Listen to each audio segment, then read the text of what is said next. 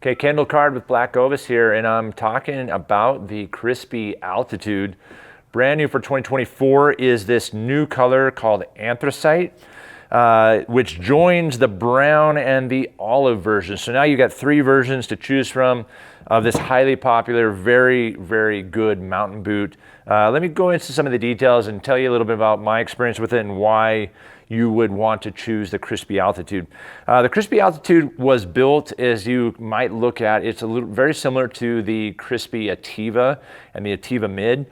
Kind of takes a little bit of inspiration from that, but it utilizes different ingredients that make it certainly move from that light and fast. It's still considered that light and fast category, but it moves it out of that lightweight into a really kind of all-purpose, can do a lot of dang good things in the mountains boot. Starting at the bottom, one of the differences you'll see on this new Anthracite is the color. It's got a gray Mega Grip outsole versus the black, which you find in the olive and the brown. So gray Mega Grip outsole from Vibram, highly sticky rubber, very, very good. When it gets wet, it actually, is surprisingly, but it does feel a little bit more sticky and tacky. If you're going over down logs or rocks that it might be moist, you'll be shocked at how good this grips. On the side, you've got a dual density polyurethane midsole and the EFX midsole.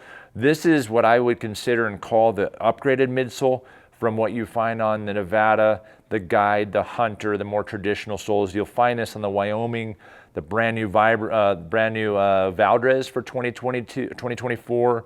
You'll find it on the Idaho. So a few of the boots in the Crispi lineup are using this new EFX midsole, and it's a dual density polyurethane that has certainly a little bit better variability between the densities of the foam.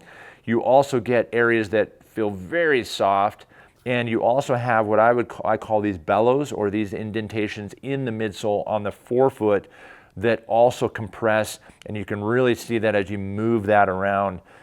Really very supportive. It takes, with this midsole, it takes it out of that light and fast category. It leaves it in the light and fast category, but it takes it away from kind of a non-supportive to a midsole that's going to give you really good absorption, shock absorption, so that you can take a lightweight boot that you're anticipating you're going to do a lot more of the work, but you can rely upon a midsole and sole combination that's going to give you support and comfort, especially on a pack out or a long, long hike.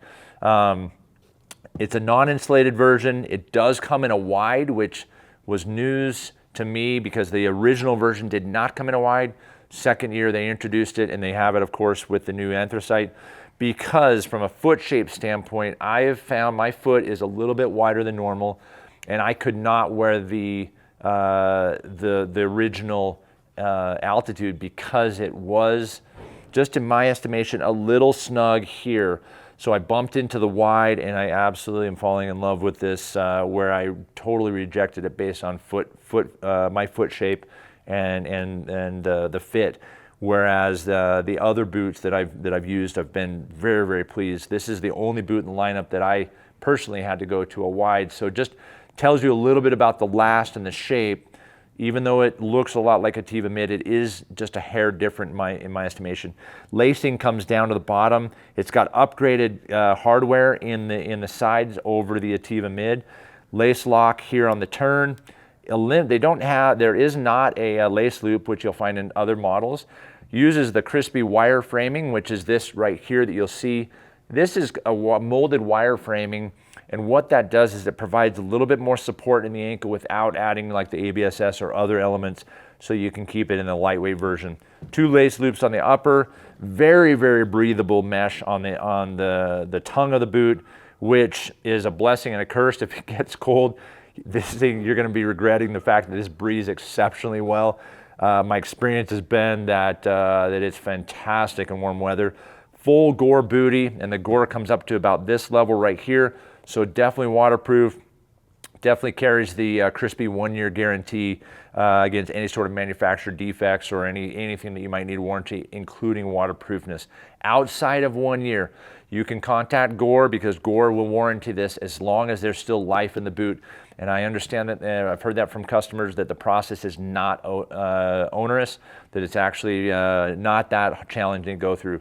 The leather on the Altitude is a waterproof nubuck. It's a wax nubuck, which just gives it a little bit more. It's almost to that full grain look.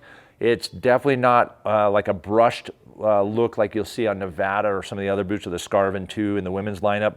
But very nice, because it will brush a lot of water pretty quickly. You'll treat that with the leather cream, that kind of the waterproofing cream that comes from Crispi.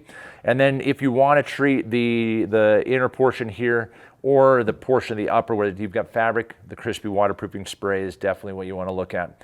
But as a light and fast 2.5 flex boot on the flex rating scale, this Altitude in the Anthracite is it's a good looking boot. It's one that you could probably wear day in, day out and find very, very comfortable. But as far as hunting situations, you're gonna get the support you need. You're gonna get the weight reduction that you might want for an archery hunter in a highly breathable, non-insulated 2.5 flex boot. Any questions about the Crispi Altitude, or if you have comments, if you've used it before and maybe there's something I missed, leave a comment below in this video. Would love to get your input, love to get your questions. If you want to connect with one of our gear guides to get into the right Crispi boot for you, look us up at blackovis.com, and we'll see you on the next video.